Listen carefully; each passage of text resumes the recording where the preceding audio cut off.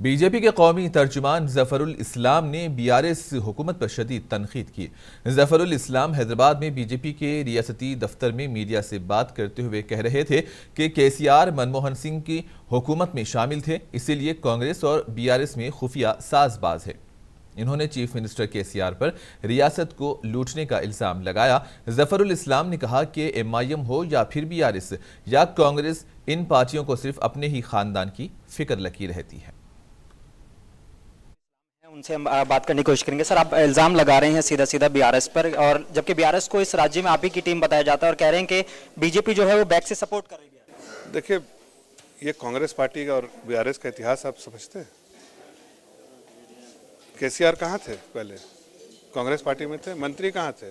मनमोहन सिंह किस गवर्नमेंट में थे? 2014 में किसके साथ वह विलय कर रहे थे अपने पार्टी का, जो साथ जुड़ रहे थे, पार्टी कांग्रेस में मर्ज कर रहे थे। 2014 और 2019 में क्या अंडरस्टैंडिंग बनी कि अपने एमएलए को सप्लाई कर देते हैं।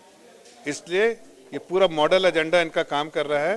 ये लोगों को गुमराह कर रहे हैं। हकीकत है कि परिवारवादी पार्टी है, इनका मकसद है देश को लूटना और अपने परिवार को की सुरक्षा को ध्यान में रखना, अपने परिवार के हितों का ध्यान रखना, जनता के हितों को दरकिनार करना। सर, आज आपकी सीटें जो एमएलए से की जो कैंडिडेट्स हैं वो भी डिक्लेयर्ड होने वाले हैं, कब तक ये सारी चीज़ें क्लियर हो जाएंगी? अभी देखिए, सेंट्रल इलेक्शन कमेटी बैठ रही है, उसमें चर्चा होगी और जब फैसला हो जाएगा तो जाहिर है दुनिया को आपके माध्यम से पता चल जाएगा। लास्ट क्वेश्चन सर, आपके ऊपर जासूसी के आरोप लगा रहे हैं कि आप राजनेताओं की जासूसी करा रहे हैं, इस तरह की केंद्र से आपने सुना होगा आईटी मिनिस्टर, ये सब बेसलेस बातें हैं, इसमें कोई सच्चाई नहीं है। Thank you sir.